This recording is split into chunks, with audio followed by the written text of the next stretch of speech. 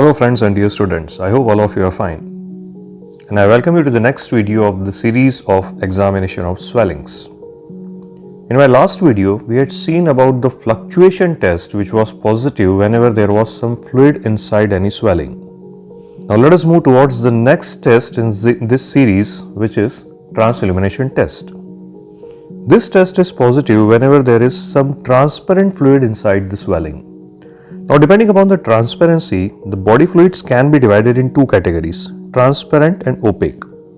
Serum, saliva, CSF, lymph, urine, these are some common examples of transparent fluids which transmit light through them, while blood, pus, bile and some pultaceous material, they are in the category of opaque fluids. So, in these cases, the fluctuation test will be positive, but transillumination will be negative. While if the swelling has got some transparent fluid, both fluctuation and transillumination tests will be positive. The principle is quite simple and easy to understand. If you apply some light source over the swellings with transparent fluid, they will glow and give a positive test, while the swellings with opaque fluid will not glow and they will be transilluminant negative. And here are some common examples of transilluminant swellings like hydrocele, meningocele and encaphalocele, which contain CSF inside them, ranula, which contains saliva, and cystic hygroma, which has got lymph inside. And in contrast, swellings like hematocele, abscess, sebaceous and dermoid cyst, they belong to the negative category because the fluid inside them is opaque. Now let us see that what are the essential requirements to perform the transillumination test. Obviously, you need a light source, and most commonly used light source is a torch. But equally important requirement is of darkness, because you cannot be able to perceive the glow of the swelling in an illuminated room. Just like you cannot see the flame of a candle in sunlight. So here are some practical methods to achieve the darkness. Turn off the lights, pull down the curtains of the windows. But even if it is not working properly, then you can also use a paper roll made of a dark paper or a plastic tube, or you can even use an X-ray roll for this purpose. You'll have to make a roll of the paper just like the torch, keep it on one side of the swelling and see through it. So this will give you a local area of darkness, and that will improve your perception of the change or if there is any glow in the swelling. Now let me give you a few practical suggestions here. In this case, please do not use patient's X-ray to make a roll. That doesn't look nice. In fact, you should have a permanent X-ray roll in your examination kit.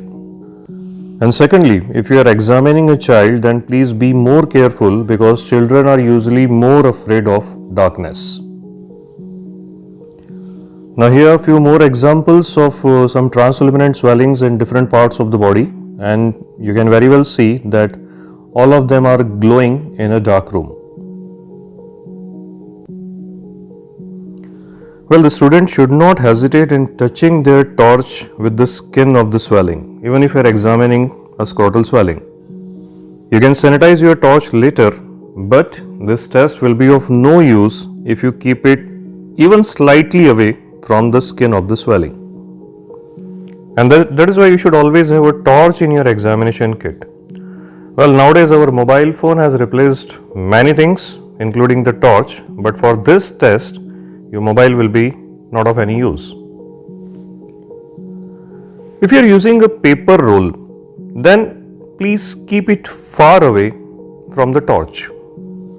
Well, the reason is that with a paper roll, you see only a limited ring of the skin of the swelling. And so, if you have kept your paper roll very close to the swelling, then as you can see here, there is some glow of subcutaneous fat also. So, this glow may be wrongly perceived as the positive transillumination test. So, to avoid this fallacy, you should keep your paper roll on the swelling but away from the torch. Well, it's interesting to know that even the color of plastic body of your torch is also important, and I prefer that it should be of dark color. Well, I'm not talking about the color of the light, it's about the plastic body of the torch. Well, you see what happens that if you are using some light colored torch, like say of white, yellow or red colored, so what happens that even with the glow, the torch body starts glowing, and that may make your interpretation little difficult. But this problem is not there if the torch is of dark color. Say in this case it is black, so there is no glow of this part of the torch, and the only thing which is glowing here, which you can see, is the subcutaneous fat of the swelling.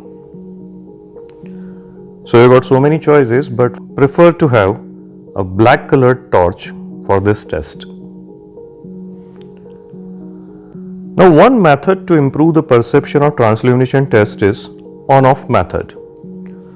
Well, in some cases, the glow of the swelling is not very brilliant and it is somehow difficult to perceive by human eyes. So, in such cases, you can use this on-off method in which you have to rapidly turn on and turn off your torch. So, even if the glow is faint, this change in the glow, or I would say the rapid change in the glow, the chances are higher that your eyes will be able to perceive it. Well, this method is not required for the obvious and brilliantly transilluminant cases. It should be reserved only for the doubtful cases. And as we had seen in the case of fluctuation, here also you can get some false positive and false negative results. False positive means there is no transparent fluid inside the swelling, but still the test is positive. And the major cause here is that this glow is of fat and fluid over skin and subcutaneous tissue over the swelling. Well, this confusion is more common in fair-skinned and obese persons where the fat glows with the torch, and also in the pediatric age group, especially in newborns. And to avoid this confusion, keep the torch over the skin at some other place in the vicinity of swelling. And there also you will get a glowing ring around your torch, and if the size and shape of both the rings they are almost same, then most probably the glow which you saw over the swelling is because of the fat. And opposite to it is the false negative test, in which the swelling contains some transparent fluid but the test is negative. The reasons can be technical or natural. The technical mistakes, common mistakes are like if your torch is not strong enough or if darkness is not adequate. So, your battery should not be weak and there should be a perfect darkness in the room. And the other reasons are natural. The commonest one is darkness of the skin. If you are performing this test in a patient who has got some dark complexion, or you are examining some body part which is naturally having a darker skin, and the commonest example here is scrotum, then in such cases the interpretation will be difficult and chances of having false negative tests are higher. And in some cases, even if your swelling contains transparent fluid but the walls are thick and calcified, so they will not allow the torch light to pass through the fluid of the swelling, and the test will be negative. And in the end, let us talk about some interesting questions like whether the transillumination belongs to the category of inspection or palpation. Because in this test, you are touching the swelling with the torch or a paper roll, not with your hands or fingers, and all you are doing is you are observing the glow of the swelling. So why it doesn't belong to inspection category? Well, the question is quite obvious, but the answer is that yes, transillumination comes in the category of palpation because mostly, or I would say invariably, this test is done after fluctuation test. The fluctuation test says that there is fluid inside the swelling, and whether this fluid is opaque or transparent, that you will find by the transillumination test. So, because of this reason that the transillumination test is done after fluctuation test, and fluctuation is obviously a finding of the palpation, this test also comes in the series of palpation of swellings. So if the fluctuation test is positive, then you must do a translimitation test. But what about the cases where fluctuation test is negative, whether you should perform a translimitation test or not? Well, this is also a logical question, and my personal answer to this question is yes, you should perform a translimitation test. Well, I hope you remember that we had seen in our last video that there are several cases where fluctuation test is false negative, means there is a fluid inside the swelling, but still this test is negative. So if the fluid inside your swelling is thick, or it is very tense, or the swelling is very large, this test will be negative. And in other words, the absence of fluctuation is not a guarantee that there is no fluid inside the swelling, and if you don't perform a translimitation test, you will miss it. So the message is that if your swelling is firm in consistency, and even if the fluctuation test is negative, there is no harm in performing translimitation test over it.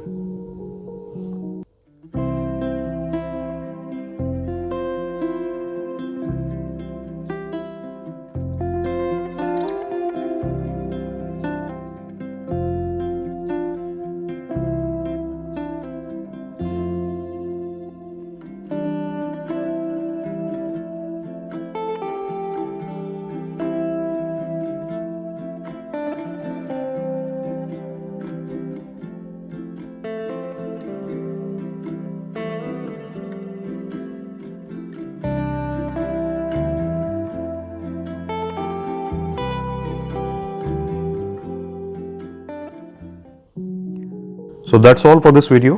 I hope you liked it. Please share it with your friends and subscribe the channel. We'll meet again very soon with another video on the series of palpation of swellings. Till then, stay healthy, stay safe, and always keep learning in life. Goodbye.